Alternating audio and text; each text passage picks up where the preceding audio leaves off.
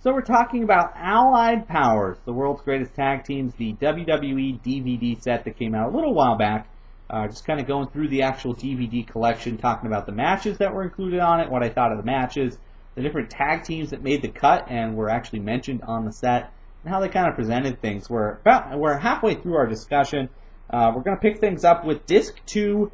They grouped the tag teams into bunches when they started showing some of the clips of different tag teams as opposed to the matches. The next grouping that actually made the cut, Tribute to the Classics. They mentioned some of the really, really old tag teams that made up wrestling history.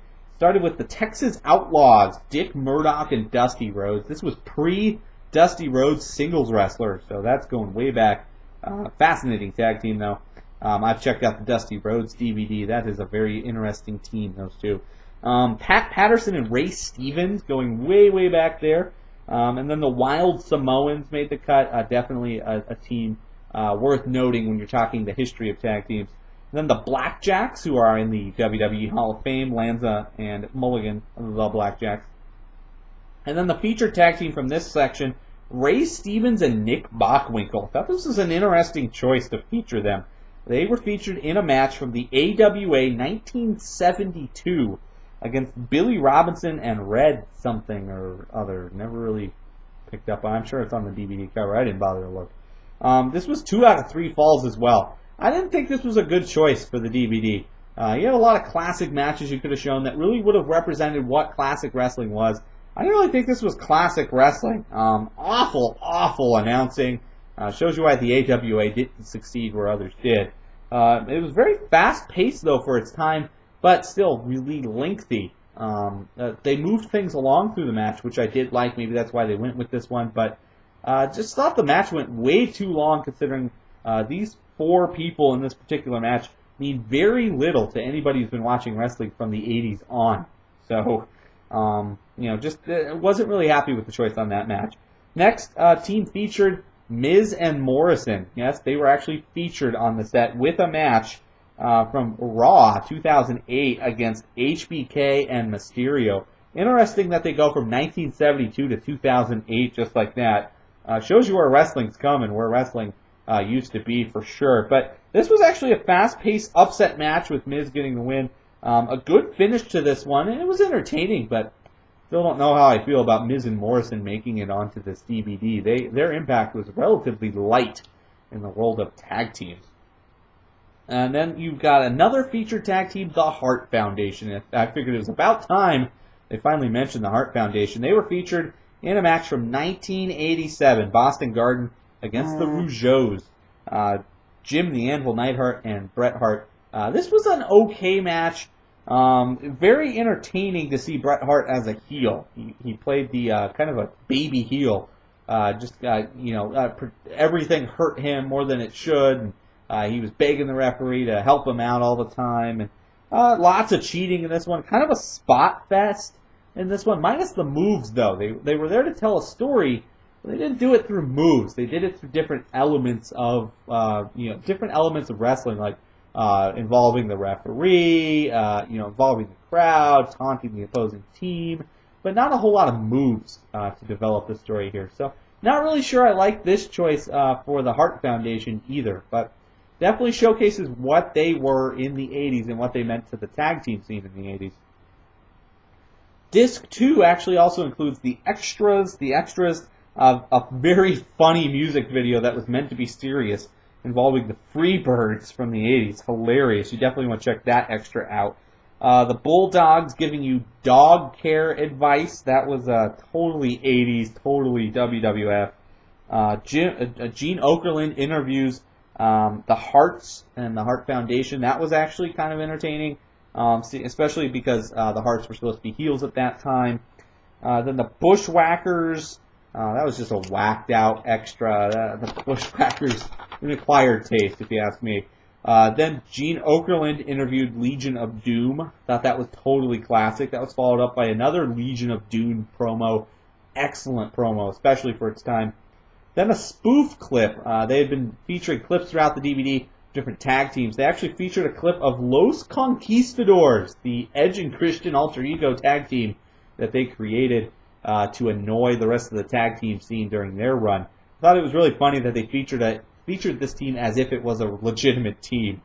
And then they had the segment between The Rock and Mick Foley, where Foley comes in to break up with The Rock, and in the Rock and Sock connection, not realizing Rock is on the phone the entire time. Very funny classic clip that everybody remembers. They also included a DX and controversy clip, which was not classic DX. There were so many DX clips they could have chose between Triple H and Shawn Michaels. That would have been hilarious. They chose one that was really in the middle. Shawn Michaels just basically super kicks a bunch of people and goes crazy. I didn't really think that was very good. And then the final extra, Misfits and Mofos, the music video put on by The Miz and John Morrison. It was a parody of a bunch of rap videos, a dead-on parody of rap videos. But, it was kind of entertaining. But, not something you need to go run out and buy the DVD for.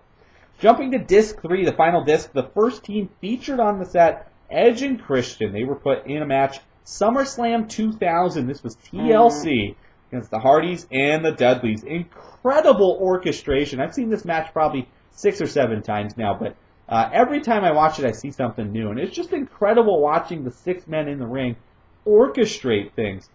This match was definitely heavily produced. Didn't really seem like a lot was done on the fly in this one. You could see that they kind of went from spot to spot, but with their method of entertainment, it really worked. And it's just incredible how these 6 guys worked together to tell this story with all the different elements they brought into it. Just love this match. The best tag team match I think I've ever seen. Simply phenomenal. Then you had another featured team, the Rock and Roll Express. They showed a match from 1985, Worldwide Wrestling put on by the NWA. Rock and Roll Express, of course, was Robert Gibson and Ricky Morton. They took on Ivan Koloff and Crusher Khrushchev. This was actually a really good match. It was very long, though. A very good finish to the match, though, I thought. Simple but effective booking, too. Just really to the point. Good guys, bad guys. Back and forth, definitely. Rock and Roll Express reminds me of the Rockers, a precursor of the Rockers, kind of where the Rockers were probably born from. Probably by the name. Wouldn't surprise me if it was a direct derivative of. Then you had the New Age Outlaws featured in a match. It was good that they made it on there. They did win the tag team titles quite a bit. Road Dogg and Mr. Ass. But the problem with the DVD, it's rated PG, so they didn't want to call Mr. Ass Mr. Ass. They called him Billy Gunn. And then they picked a match from that era, 1999, Armageddon. The New Age Outlaws took on the Rock and Sock Connection. My problem with the selection here, first off, the match wasn't that great. It didn't really showcase what New Age Outlaws were really all about, and the Rock and Sock Connection were not at their best in this one either. Secondly, it's PG, so they had to edit out, for whatever reason, they edited out every time they used the term Mr. Ass. That's what he was going by at that time. So Jim Ross and Jerry Lawler called him Mr. Ass throughout the entire match. And for the entire match, you get little blurbs where the audio goes away, and you only hear Road Dogg mentioned by name. So I found this really annoying, part of their revisionist history, typical WWE, pretending things didn't happen or deciding to just make it happen a different way than it did back then and refusing to acknowledge the way things really were. So I was just heavily disappointed with the presentation of this particular choice. Then you had the section for blockbuster tag teams. They had the Rock and Sock Connection, which is a must. Luger and Sting. Lex Luger and Sting. I thought this was a great addition. They were a tag team quite often, I think, in the 80s. So good to see them. The Mega Powers, Hulk Hogan and Macho Man Randy Savage. DX, Shawn Michaels and Triple H. And then Rated RKO made the cut. They were actually featured in a match against DX. 2006 Cyber Sunday was the match featured here. DX versus Rated RKO. Guest ref Eric Bischoff. This was an entertaining match. A very HBK style match. Started out very slow with a strong build towards the end. Wish the match had a lot more to it, though. There was a lot going on outside the match in the storylines that kind of got lost on you if you only watched this match separately. So kind of disappointed with the choice there. But good to see Rated RKO making the cut. And then the next tag team featured was the World's Greatest Tag Team. Loved that this tag team actually made it in a featured match. They were put in a match from SmackDown 2003 against Los Guerreros, another tag team you definitely wanted to see make the cut. Great tag team match, a classic Guerrero match, a total hidden gem.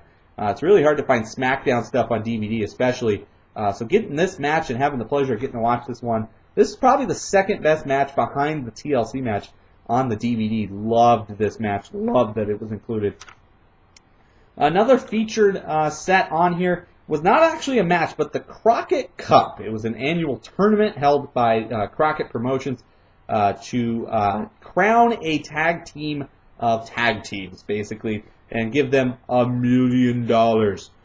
So they featured a match from 1987 for the Crockett Cup between Dusty Rhodes and Nikita Koloff versus Tully Blanchard and Lex Luger. A unique match, big fight atmosphere for sure. The crowd totally digged this match.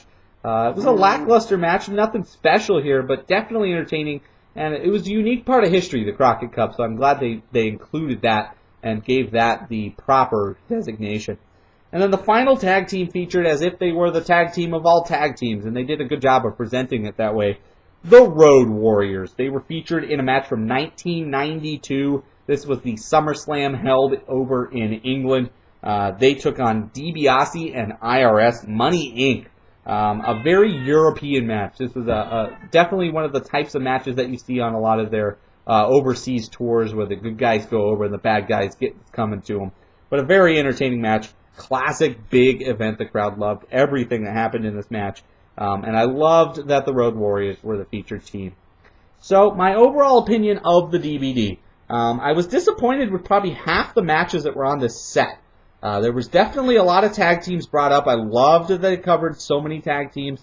I'm sure that you could come up with some tag teams that probably should have been mentioned, but I thought they covered the bases pretty well. I just thought that the match choice itself was lacking something. I really wish they would have picked some other matches maybe to fill that card out or given some other tag teams the showcase treatment. So I wouldn't necessarily recommend picking this one up, but if you can get it on sale, it's not necessarily a waste of your time either. So I would give this one 2.5 out of 5 stars, right in the middle. Definitely indifferent after watching this whole set as to whether or not I really like it or not. So that's my review of Allied Powers, the world's greatest tag teams, the WWE 3-disc set. Tune in soon as I'm going to have a review for Raw, the best of 2009. I know it's a little late for some of you, but it's really fun to look back on what happened in 2009 in wrestling as we come to a close in 2010 and see where everything's come, especially on Monday Night Raw, which has evolved quite a bit in the last 2 years. So stay tuned for that. That should be posted sometime soon. And we'll be seeing you back for more DVD reviews from the wrestling world.